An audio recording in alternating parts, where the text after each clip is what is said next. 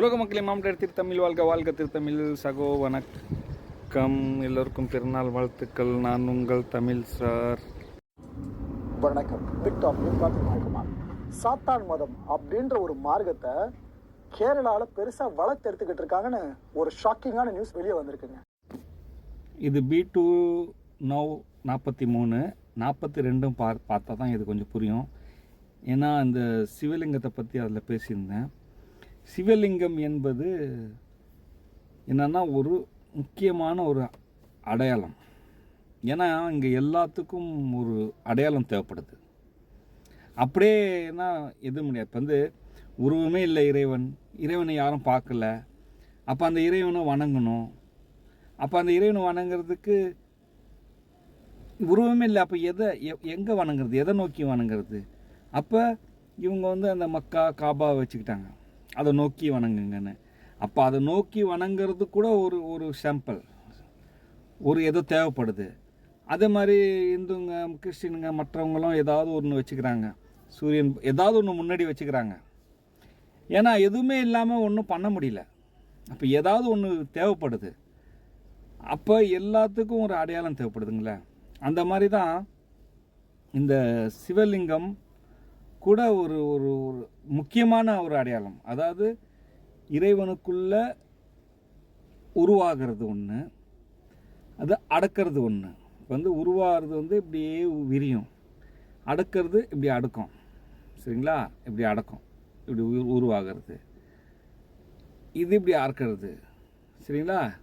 இது உருவாகிறது. அதை வந்து கருமுட்டை வந்து அதை அடக்கிறது. இப்படி இது வந்து பாய்ச்சிருது. இப்படிலாம் இருக்குது பார்த்தீங்களா? இது வந்து தப்பாக நீங்கள் திங்க் பண்ணக்கூடாது. அதுதான் மையம், அதுதான் அறிவு. அது ரெண்டு அறிவு. அது ஆண் பெண் சொல்லக்கூடிய ரெண்டு அறிவு. அது வந்து இந்த உடல் வந்து எல்லா உடலும் அது வந்து ஒரு பேசிக்காக அந்த அறிவு வந்து பயணம் செய்கிறதுக்கு ஒரு இது. அது வந்து அறிவாக பாரு, அது ஒரு அறிவு, அவ்வளோதான். அது ஒரு அடையாளம், அதுதான் மையம். அப்போ இறைவன் எதுவுமே இல்லை, இறைவன் மட்டும் இல்லை என்ற இடத்துல இருக்கிறான். அப்போ அவனுக்குள்ளே உருவாகுது ஒரு சக்தி. அது தெரிஞ்சுக்கிட்டான் இறைவன். இப்போ அது அடக்கிறது ஒன்று கலந்து தனியாக வச்சுட்டான். இப்போ அடக்கிறான். உருவாகிறது இப்படி அடக்கிறான். சரிங்களா? உருவாகிறது இப்படி அடுக்கிறான். இதை புரிஞ்சுங்க. அப்போ உருவாகுது என்ன சொல்லுது? உருவாகிறது என்ன சொல்லுது? அடங்கு. இது சொல்லுது அடங்கு. இது உருவாகுது. இப்போ என்ன சொன்னீங்கன்னா, இதுக்கு இது சைத்தான், இதுக்கு இது சைத்தான். இப்போ புரிஞ்சுக்கிட்டீங்களா? இப்போ நம்ம குழந்தை வந்து வாழ்தானம் பண்ணுது, அந்த குழந்தைய நம்ம அடக்கிறோம். அப்போ நம்மளை பொறுத்தவரை அந்த குழந்தை சைத்தான், நம்ம சொல்கிறோம் சைத்தான் கா பச்சா, சைத்தான் விளையாட மாட்டாங்க. ஆனால் அந்த குழந்தை மனசுக்குள்ளே நினைக்க நம்மளையும் தடுக்கிறான் சைத்தான் மாதிரி. அதுதான் சைத்தான் என்ற கேரக்டர். இப்போ வந்து இது வந்து சைத்தான் என்ற கேரக்டர் கிடையாது. அதாவது நல்லது கெட்டது. அப்போ சைத்தானை இப்போ நான் மாம் டேடு சொல்கிறேன். அதே மாதிரி சைத்தானை நல்ல சைத்தான் கெட்ட சைத்தான். மாம் டேடு நல்லவங்க, மாம் டேடு கெட்டவங்க. அதாவது கெட்ட மாம் டேடு, நல்ல மாம் டேடு. ஆண் பெண், பெண்ணுக்குள் ஆண், ஆணுக்குள் பெண். இதெல்லாம் நீங்கள் கொஞ்சம் புரிஞ்சுக்கணும். ஏன்னா நான் ஆன்மீகத்தை வந்து சுருக்குறேன். நீங்கள் வந்து இந்த உலக மாயையில் கலர்ஃபுல்லாக கொண்டு போயிட்டீங்க. அது அப்படியே கலராக குறைச்சி கடைசியில் பிளாக் அண்ட் ஒயிட்டு, கடைசியில் பிளாக்கில் வந்து நின்றுடும், ஒன் கலரில் நின்றுடும். இப்போ ஒரு இறைவனுக்கு அடுத்தபடி மாம் டேட், உணர்கிற நான். அதான் அந்த 1 3 B மாதிரி போட்டு அது ஒரு 8. இதை வச்சு தான் எல்லாமே ஒரு விஷயம் இருக்குது. அந்த மாதிரி நான் ஒரு விளக்கம் அதில் போட்டுட்ருக்கேன். அதுக்காக தான் போடுறேன். நான் மட்டும் பேசுகிறது பத்தாது, நீங்களும் புரிஞ்சிக்க முயற்சி பண்ணுங்கள். அப்போ சாத்தான் மதம் அப்படின்னு ஒரு மதத்தை இவங்க உருவாக்குறாங்கன்னா, அந்த மதம் சொர்க்கம் போகலாமா அப்படின்னா? எல்லா மதங்களும் சொர்க்கம் போகலாம். கடவுள் இல்லைன்னு சொல்கிறோன்னு சொர்க்கம் போகலான்னு தானே நான் சொல்கிறேன். ஆனால் இது மைண்ட் விஷயம் வந்து மதம் இல்லை. எதுவுமே மதம் என்றது மனிதன் கொண்டு வந்தது தான். அது ஒரு மதமாக மாறி போனது. வாழ்வியல் முறை ஒவ்வொருத்தவங்க ஒரு இது பண்ணுவா சக்ஸஸ்ஃபுல்லாக இருக்கும்போது அது ஒரு மதமாக மாறி விடுகிறது. ஸோ அவங்க என்ன கொண்டு வந்து கற்றுக் கொடுத்தாங்க முதன்னா மன்னிப்பு கேட்க மட்டும்தான் வந்தாங்க. மன்னிப்பு கேட்க மட்டும்தான் அவங்க கற்றுக் கொடுத்தாங்க. அதுக்கப்புறம் மனிதன் டெவலப் பண்ணிக்கிட்டான். ஏன்னா அந்த உருவாகிற அறிவு இருக்குல்ல மனிதனுக்குள்ளே, அது உருவாகிக்கிட்டே இருக்குது. அதை அவங்க கண்ட்ரோல் பண்ணிவிட்டு நல்வழிப்படுத்துகிறாங்க. எப்படி இறைவன் ஒரு இறை மொத்தமாக இறைச்ச பிறகு அவங்க எப்படி எல்லாத்தையும் கண்ட்ரோல் பண்ணி கொண்டு வந்து அவங்க ஃபாலோ பண்ணி நம்ம அறிவில் ஃபாலோ பண்ணி ஒரு விஷயம் செஞ்சுட்டு வராங்க. அவங்கள புரிஞ்சிக்கிறது, அவங்கள படிக்கிறதுலாம் ரொம்ப பெரிய கஷ்டமான ஒரு விஷயம். புரியுதுங்களா? நான் பீட்டு நோவு ஸ்க்ரீனில் நான் பார்க்குறது, அது கரெக்டாக பார்த்து கரெக்டான விஷயம் கண்டுபிடிச்சா மட்டும்தான் பேசுவாங்க. சரிங்களா? அப்போ பேசுகிறது ஆன்மீகம் ஒத்துக்கும், பார்க்குறது நம்ம சயின்ஸ் ஒத்துக்கும், அறிவியல் ஒத்துக்கும். நான் சொல்கிற விஷயம் வந்து ரொம்ப பெருசாக இருந்தாலும் சின்ன ஒரு ஆன்மீகம்தான். 4 விஷயந்தான்.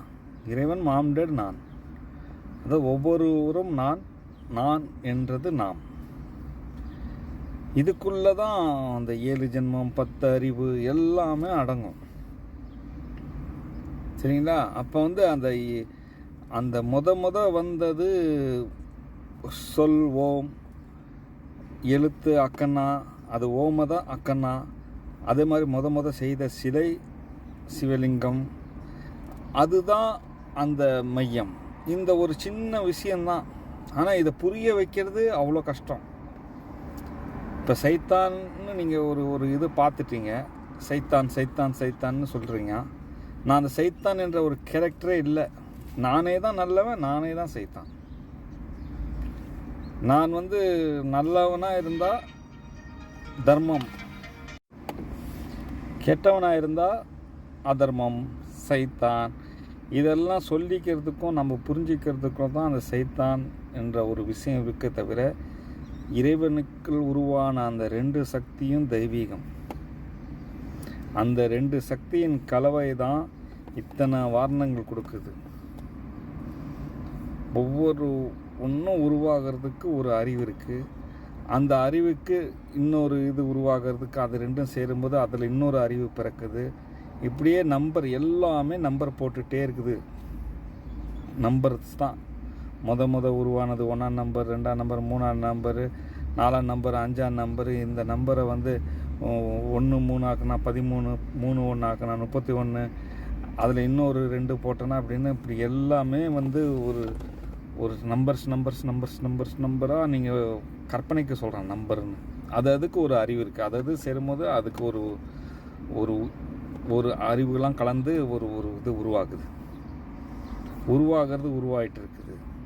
இதில் சைத்தானுக்கு வேலையே இல்லை. அதனால் சாத்தானை வச்சுக்கிட்டு இந்த இதெல்லாம் நடக்குது பார்த்தீங்களா?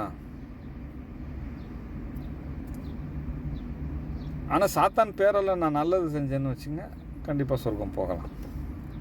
ஆனால் சாத்தானை வந்து நம்ம கெட்டவன்ற இதில் பார்க்குறோம்ல, அதுதான் மேட்ருங்க. இப்போ ஒருத்தன் தாடி வச்சுட்டு முள்ளாவாக இருந்துட்டு ஒரு தீவிரவாதியாக இருக்கிறான். ஒருத்தன் சாத்தானை வணங்குறன்னு ஒரு நல்லவனாக இருந்துட்டான். ஆனால் சாத்தான் என்ற கேரக்டரும் கிடையாது.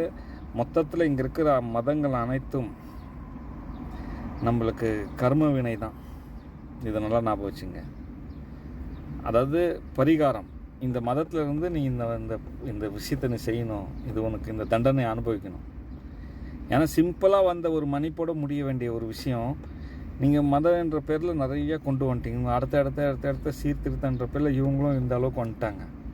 இப்போ யார் எங்கே பிறந்தாங்களோ அந்த 7 இதில் வந்து அந்த இதை நம்ம நிலைநாட்டணும். அந்த மதத்துக்குள்ளே இருந்து தான் சொர்க்கமும் செல்ல முடியும். அப்படிலாம் விஷயம் இருக்குது. நான் நிறைய வீடியோவில் சொல்லிட்டேன். இன்னும் எவ்வளோ தான் சொல்லுறது. நீங்கள் வந்து கொஞ்சம் யோசிக்கணும். என்னடா இவன் இதே பேசிகிட்டு இருக்கான் அப்படின்னு நீங்கள் வந்து கொஞ்சம் அவாய்ட் பண்ணாதீங்க தயவு செஞ்சு. இல்லை உங்களுக்கு கேள்வி கேளுங்க, சொல்லுங்கள். என்ன நான் ஆக்சுவலி வந்து நீங்கள் கேள்வி கேட்டிங்கன்னா அது இன்னும் இன்ட்ரெஸ்டாக பேசுறதுக்கு இருக்கும். ஆனால் நான் பேசுகிறது உங்களுக்கு புரியலையா இல்லை என்ன ஏதுன்னு எனக்கு ஒன்றும் தெரியல. சரி, யோசிங்க.